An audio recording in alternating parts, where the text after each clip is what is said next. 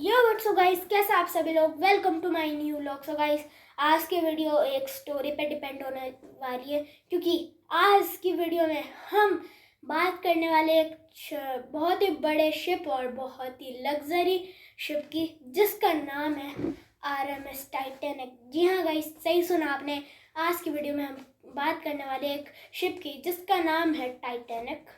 ठीक है, तो सबसे पहले आप अगर आपने इस वीडियो को लाइक शेयर सब्सक्राइब नहीं किया तो जल्दी से कर देना। लेट्स गो, बात करते हैं इसकी पहली पॉइंट पे। सबसे पहला पॉइंट, टाइटैनिक लॉन्च हुआ था 31 मई 1911।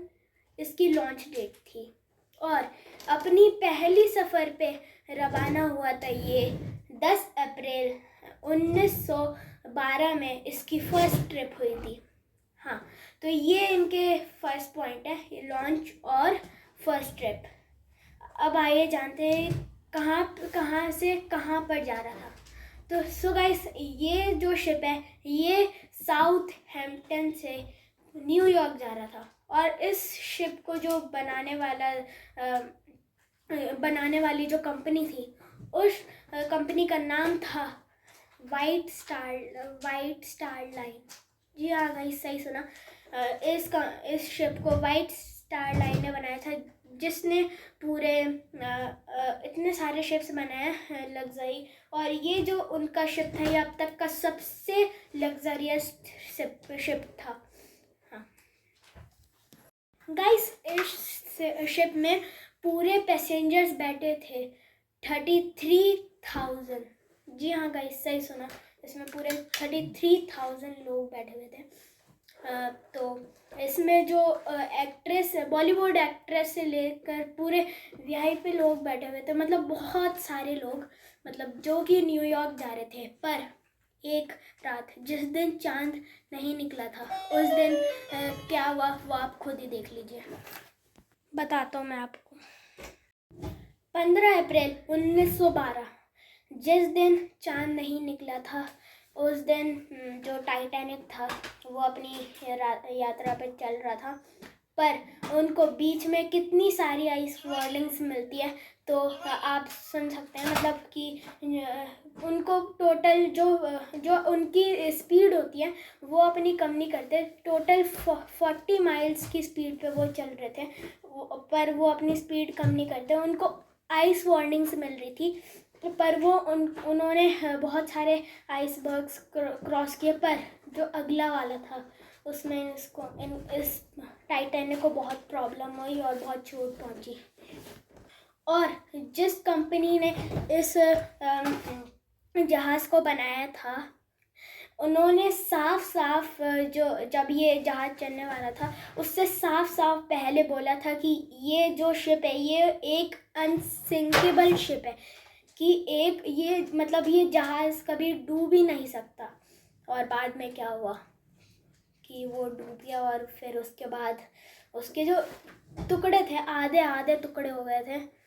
उसमें से टोटल 20 लाइफ बोट्स की कैपेसिटी थी, और जिसमें से सबसे पहले बच्चों और उनकी माँ को सबसे पहले उनको इनवाइट किया बैठाने के लिए, ताकि वो सेफ रहें। और जो बाकी के लोग थे, जैसे कि उनको पता था कि ये जहाज़ एक अनसिंकेबल है, ये डूब ही नहीं सकता था।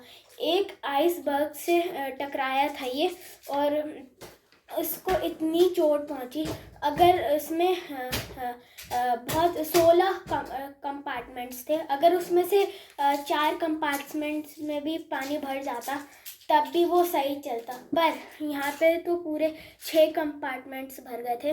तो इस वजह से ये आधे टुकड़े में बट गया। और फिर अभी तक अटलांटिक ओशन में इस जहाज़ का मलबा है, आरएमएस टाइटैनिक।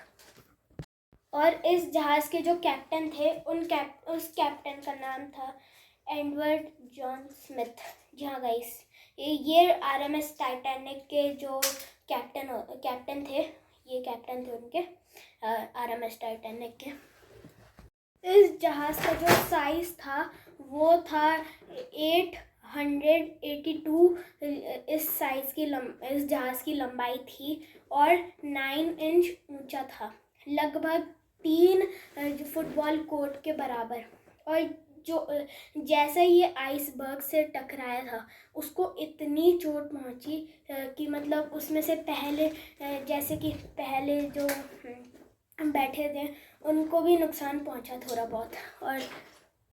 और गाइस, आपको एक चीज़ पता होनी चाहिए कि जो ये शिप है, इस शिप ने पूरे 7 स्टार होटल को फेल करा हुआ था। 5 स्टार तो छोड़ो, 7 स्टार होटल को फेल करा हुआ था। गाइस, इस शिप में पूरे बार्बर की शॉप, रेस्टोरेंट्स, 5 स्टार रेस्टोरेंट्स और बहुत मतलब टर्किश बाथ्स और हॉट स्विमिंग पूल से लेकर मतलब बहुत सारी चीज़ थी। और पढ़ने के लिए लाइब्रेरी थी, बहुत सारी चीज़ थी। इसलिए 7 स्टार होटल को फेल कर रखा है इस शिप ने।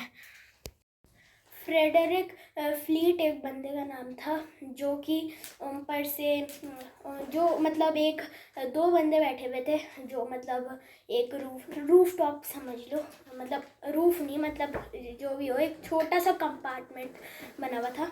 तो एक तो जहाज़ बहुत ही स्पीड में चल रहा था और रात का समय था और ठंड का समय था। और जब तेज़ चलता है तो देखना मुश्किल हो जाता है, इसलिए आंसू बहुत आ रहे थे। जब जो टाइटैनिक था, जब वो आइसबर्ग के बहुत ही करीब पहुंचा, तब उसने देखा कि सामने एक आइसबर्ग है। तो हमें इन्फॉर्म करना चाहिए नीचे को कि जहाज़ को जल्दी से मोड़ो, उसकी स्पीड कम करो। पर एडवर्ड स्मिथ ने प्रॉपरली स्ट्रिक्टली मना करा था कि जहाज़ की स्पीड कम नहीं होगी। उसको लेफ़्ट मोड़ा गया, पर तब तक बहुत ही लेट हो गया था। तब तक वो जो जहाज़ था वो पूरे 10 सेकंड तक आइसबर्ग से घिसता गया। फिर लास्ट में जाके, जो मैंने पहले बोला, बहुत ही चोट पहुंची और जो अटलांटिक ओशन में इसका मलबा अभी तक है। जहाँ सही सुना। सो गाइज, आई होप ये वीडियो आपको अच्छी लगा होगी। तो thank you sir for watching. Bye.